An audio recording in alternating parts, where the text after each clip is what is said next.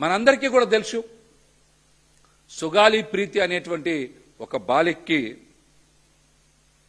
2017లో అమ్మాయి రేప్కి గురై హత్య గావించబడిందని. ఆ కేసు జరిగింది 2017లో. కానీ పవన్ కళ్యాణ్ గారు 2019 నుంచి 2024 వరకు వైఎస్ఆర్సీపీ ప్రభుత్వం మీద అనేక ఆరోపణలు, అబద్ధాలు, అవాస్తవాలు ప్రచారం చేశారు. ఈ కేసులో చాలా మందికి పూర్వపరాలు తెలియక పవన్ కళ్యాణ్ గారు చెప్పినటువంటి అవాస్తవాల్ని కొంతవరకు విశ్వసించారు కూడా. అసలు వైఎస్ఆర్సీపీ పార్టీకి సుగాలి ప్రీతి ఘటనకి అసలు సంబంధం ఏమైనా ఉందా? ఆ ఘటన జరిగింది 2017లో. చంద్రబాబు నాయుడు గారు అప్పుడు అధికారంలో ఉన్నారు. ఆ రోజున మరి సంబంధం లేని ఘటనని వైఎస్ఆర్సీపీకి, జగన్మోహన్ రెడ్డి గారికి ఏదో రకంగా చుట్టి రాష్ట్ర ప్రజానీకాన్ని తప్పుదో పట్టించి చాలా అబద్ధాలు, అవాస్తవాలు మాట్లాడారు కూడా సుగాలి ప్రీతి అంశంలో. మరి మేము అడుగుతా ఉన్నాం, ఈ రోజున మీరు ఎందుకు ఆ కేసు పరిష్కారం చేయలేకపోతా ఉన్నారు? రాష్ట్రంలో అధికారంలో మీరే ఉన్నారు కదా, కేంద్రంలో అధికారంలో మీరే ఉన్నారు కదా, ఇప్పుడు మిమ్మల్ని ఎవరు అడ్డుకుంటున్నారు? ఎందుకు ఈ కేసు తేల్చలేకపోతా ఉన్నారు? ఈ ప్రశ్నలు అడుగుతా ఉంటే ఎందుకు బుల్డోజ్ చేసి తప్పుడు సమాచారాన్ని ప్రచారం చేస్తూ ఉన్నారు కూడా పవన్ కళ్యాణ్ గారు సమాధానం చెప్పాలి. మా వైసీపీ ప్రభుత్వం ఉన్నప్పుడు జగన్మోహన్ రెడ్డి గారు సుగాలి ప్రీతి కుటుంబానికి మంచి చేస్తే మీరు ఆ ఘనతని మీ ఖాతాలో ఎలా వేసుకుంటారు? సమాధానం చెప్పండి. జగన్మోహన్ రెడ్డి గారు సుగాలి ప్రీతి కుటుంబానికి చట్టానికి మించి మేలు చేశారు. వారు ఆర్థికంగా 8,25,000 రూపాయల నగదిచ్చారు పరిహారం కింద. సుగాలి ప్రీతి కుటుంబం కోరుకున్న చోట 5 ఎకరాల భూమి ఇచ్చారు, 5 సెంట్ల ఇళ్ల స్థలం ఇచ్చారు, ఒక ప్రభుత్వ ఉద్యోగం ఇచ్చారు. చట్టానికి మించి సుగాలి ప్రీతి కుటుంబానికి మేలు చేసినటువంటి వ్యక్తి వైఎస్ జగన్మోహన్ రెడ్డి గారు. ఇవన్నీ కూడా 2020లో సుగాలి ప్రీతి కుటుంబానికి అందజేసిన మాట వాస్తవం. నిస్సిగ్గుగా, ఎటువంటి సంకోచం లేకుండా మీడియా ముందు జనసేన పార్టీ ఎమ్మెల్యేలు మీ ఖాతాలో ఎలా వేసుకుంటారు? మీరు ఏం మేలు చేశారా కుటుంబానికి? మీరు ఇప్పించారా? చట్టంలో ఉన్నటువంటి పరిహారానికి, పునరావాసానికి మించి జగన్మోహన్ రెడ్డి గారు ఆ కుటుంబానికి మేలు చేయలేదా? 2020లోనే సిబిఐ దర్యాప్తు చేయాలని కూడా ఉత్తర్వులు ఇచ్చారు కదా. ఇవన్నీ చేసింది జగన్మోహన్ రెడ్డి గారికి ఏదా? ఇవన్నీ జగన్మోహన్ రెడ్డి గారు చేస్తే పవన్ కళ్యాణ్ గారు చేశారు, జనసేన పార్టీ చేసిందని మీరు నిస్సిగ్గుగా మీ ఖాతాలో ఎలా వేసుకుంటారు? మీ ఘనతగా చెప్పుకోవాలంటే మీరు ఏం చేయాలి? ఇప్పుడు దోషులను పట్టుకోండి, శిక్షించి మేము సుగాలి ప్రీతి కుటుంబానికి న్యాయం కోరుకుంటున్నారు, మేము న్యాయం చేశాం, దోషుల్ని పట్టుకున్నాం అని మీరు కూడా మీ గంతలా ప్రచారం చేసుకోండి. మీరు ఇప్పుడు ఆ కేసుని ఎందుకు తేల్చలేకపోతా ఉన్నారు? ఎవరు అడ్డుపడుతున్నారు? ప్రభుత్వం మీది, పోలీస్ మీది, కేంద్రం మీది, సిబిఐ మీది, చివరికి వ్యవస్థలన్నీ మీయే కదా. మరి కేసుని మీరు ఎందుకు తేల్చలేకపోతా ఉన్నారు? మీకు ఎవరు అడ్డుపడతా ఉన్నారో కూడా పవన్ కళ్యాణ్ గారు సమాధానం చెప్పాలి.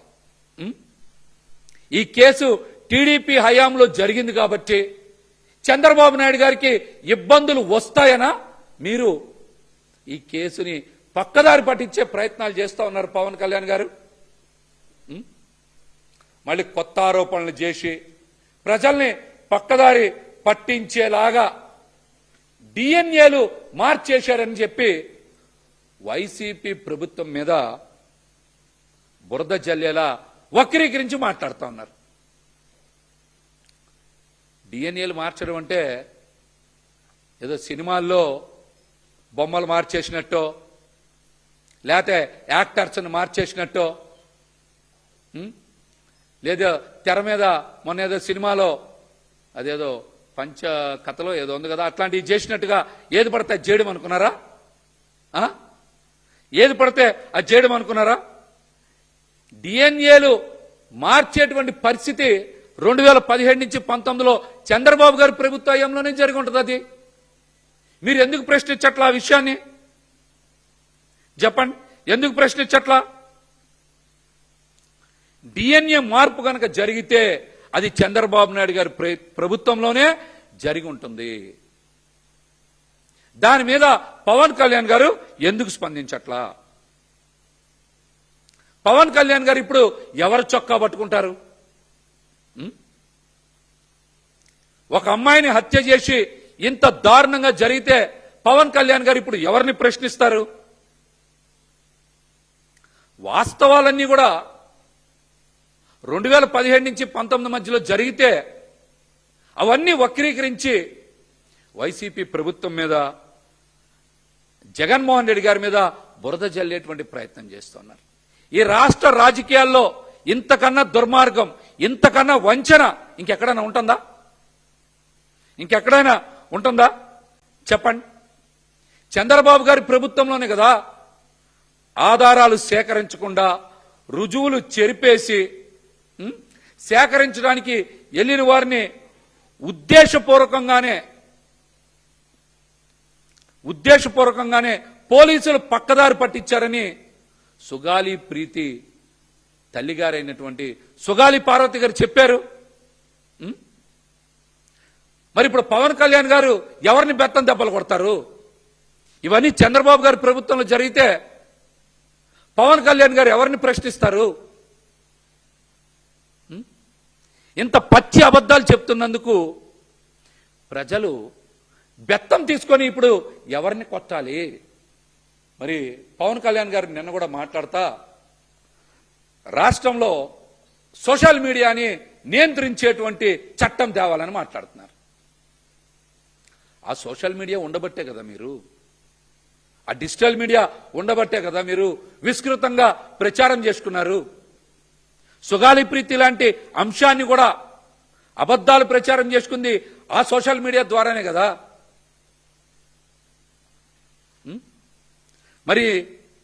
మరి ఇప్పుడు కూడా మీరు రాష్ట్రంలో చాలా మంది అమాయకులపైన, వైఎస్ఆర్సీపీ నాయకులపైన, సోషల్ మీడియా కార్యకర్తలపైన, సామాజిక కార్యకర్తలపైన, మీడియా ప్రతినిధులపైన ఇష్టానుసారం అధికారం చలాయించి చాలా మందిని ఇబ్బంది పెట్టి హింసిస్తున్నారు కదా. మీ చేతిలో అధికారం ఉందని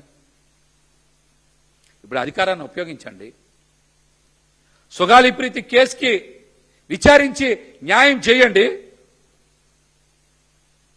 సుగాలి ప్రీతి కేసు మీద పోని కేబినెట్ లో ఏమైనా సూచనలు చేశారా? పవన్ కళ్యాణ్ గారు సమాధానం చెప్పండి. సమాధానం చెప్పండి. గతంలో ఒకసారి అన్నారు కదా, రాష్ట్రంలో లా అండ్ ఆర్డర్ అదుపు తప్పుతుంది, ప్రజలు మమ్మల్ని ఎక్కడ పడితే అక్కడికి వెళ్తే తిడుతున్నారు. అనిత గారు మీ హోంశాఖ నేను తీసుకుంటే పరిస్థితులు వేరులాగా ఉంటాయన్నారు కదా ఆ రోజున. ఈ రోజున మేము అడుగుతున్నాం, మీరు హోంశాఖ బాధ్యతలు తీసుకొని సుగాలి ప్రీతి కేసుని దర్యాప్తు చేసి దోషుల్ని శిక్షించండి. తీసుకోండి ఇప్పుడు ఆ శాఖని సమర్థవంతంగా పనిచేసి సుగాలి ప్రీతి కేసులో దోషులను పట్టుకొని శిక్షించండి.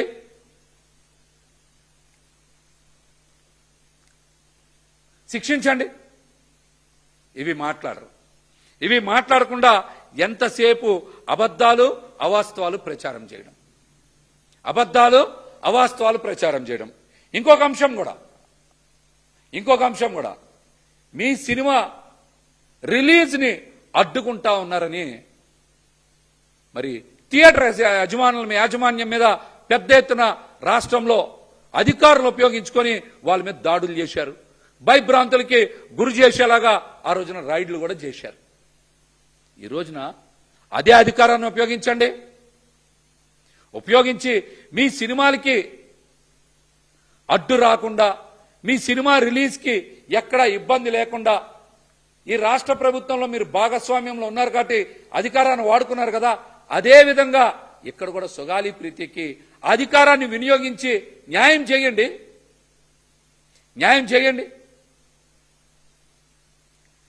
ఇట్లాగా అంటి అంశాల మీద మీరు స్పందించకుండా ప్రజలను పక్కదారి పట్టించేలాగా అబద్ధాలు చెప్తే ప్రజలు కూడా ఊరుకోరు. ఇప్పటికైనా సరే మీరు ప్రజల కోసం, ప్రజా సమస్యల పరిష్కారం కోసం, ప్రజల సంక్షేమం కోసం పని చేయాలి.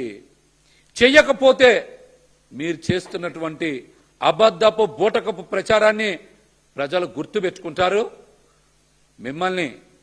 మిమ్మల్ని కిందకి దించుతారని కూడా హెచ్చరిస్తా ఉన్నా. ఈ అంశం మీద జనసేన పార్టీ కార్యకర్తలు, జన సైనికులకి అర్థం చేసుకోవాలి.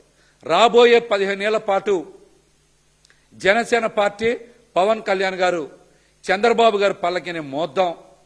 మనం వాళ్ళకి అనుబంధ విభాగంగానో, తెలుగుదేశం పార్టీకి బి టీంగానో ఉందాం తప్పించి మీరెక్కడ కూడా నాయకులుగా ఎదగద్దు, పదవులు కోరుకోవద్దు అని పవన్ కళ్యాణ్ గారు చాలా స్పష్టంగా చెప్తున్నారు. దీని వెనకాల వ్యక్తిగత స్వార్థపూరితమైన ఎజెండా పవన్ కళ్యాణ్ గారికి ఉంది. ఆయన అధికారంలో ఉంటే చాలు, ఆయన స్వార్థ ప్రయోజనాలన్నీ కూడా పూర్తయితే చాలు అన్నటువంటి వాస్తవాన్ని జనసేన పార్టీ నాయకులు, జన సైనికులు గుర్తించాలి. ఎక్కడ జనసేన పార్టీ సొంతంగా ఎదిగేటువంటి ప్రణాళిక వేసుకోవట్లేదు. రాబోయే 15 ఏళ్లకు కూడా తెలుగుదేశం పార్టీతోనే కలుసుందామంటే ముఖ్యమంత్రిగా చంద్రబాబు నాయుడు గారో, నారా లోకేష్ గారో ఉంటారని చాలా స్పష్టంగా పవన్ కళ్యాణ్ గారు తెలియజేస్తున్నారు. ఈ అంశాన్ని జన సైనికులు, జనసేన పార్టీ నాయకులు, వీర మహిళలు బాగా లోతుగా అర్థం చేసుకోవాలి. మీ శ్రమని, మీ కష్టాన్ని మరొక పార్టీని అధికారంలోకి తెచ్చేందుకే గాని మీరు రాజకీయంగా ఎదగడానికో, పదవులు పొందడానికో కాదన్న వాస్తవాన్ని గుర్తెరిగి మీరు జాగ్రత్తగా ఉండాలని కూడా ఈ సందర్భంగా తెలియజేస్తాను.